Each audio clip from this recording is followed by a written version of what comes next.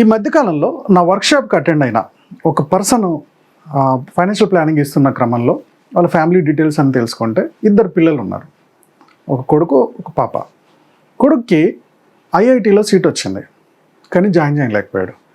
ఏంటి ప్రాబ్లం అని చూస్తే ఒక బిజినెస్ చేసి తన ఆస్తులన్నీ కాంప్రమైజ్ అవ్వాల్సి వచ్చింది. అవి కొద్దిగా స్ట్రక్ అయిపోయి ఉన్నాయి. పిల్లలకు సంబంధించిన సేవింగ్స్ ఏం లేవు. ఐఐటీలో జాయిన్ చేసిన వాళ్ళకి స్కాలర్షిప్ రాదు, మొత్తం పేమెంట్ కట్టాల్సిందే. సో దీనివల్ల ఆ పిల్లోడి చదువు స్ట్రక్ అయిపోయింది. ఒక డిగ్రీ చదివిపిస్తున్నాడు. ఇది విన్న తర్వాత నాకు చాలాసార్లు చెప్తూ ఉంటుంది అందరికీ, పిల్లలు పుట్టిన దగ్గర నుంచే ఎడ్యుకేషన్కి కొంచెం అమౌంట్ సేవ్ చేయండి. దాన్ని ఎట్టి పరిస్థితిలో ముట్టొద్దు. ఎన్ని ఇబ్బందులు వచ్చినా సరే. మనం ఎంప్లాయీ ఒక 30,000 50,000 జీతం వస్తుంది. పిల్లలు పుట్టిన దగ్గర నుంచి ప్లాన్ చేయండి. ఎందుకంటే ఎడ్యుకేషన్ ఇన్ఫ్లేషన్ దాదాపుగా 12 to 14% పెరుగుతుంది.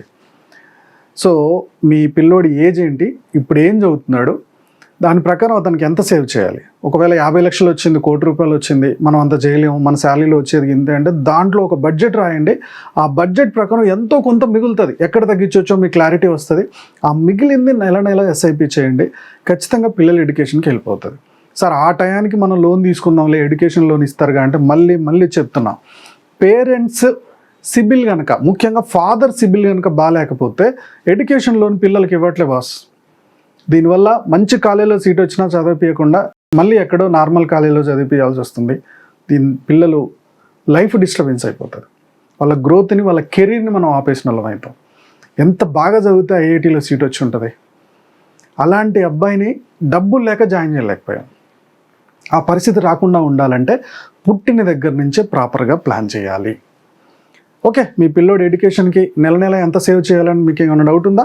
Monthly 2 times financial planning workshop conduct చేస్తూ ఉంటా. వర్క్షాప్ డీటెయిల్స్ అండ్ డిస్క్రిప్షన్లో ఉంటాయి, క్లిక్ చేయండి. ఓకే, సో వర్క్షాప్లో రిజిస్టర్ చేసుకోండి. మీ పర్సనల్గా మీ శాలరీకి తగ్గట్టు మీ పిల్లల చదువుకి ఎంత అవసరం పడుద్దో నేను గైడ్ చేస్తాను. మరిన్ని మనీకి సంబంధించిన డీటెయిల్స్ కోసం మా ఛానల్ సబ్స్క్రైబ్ చేసుకోండి.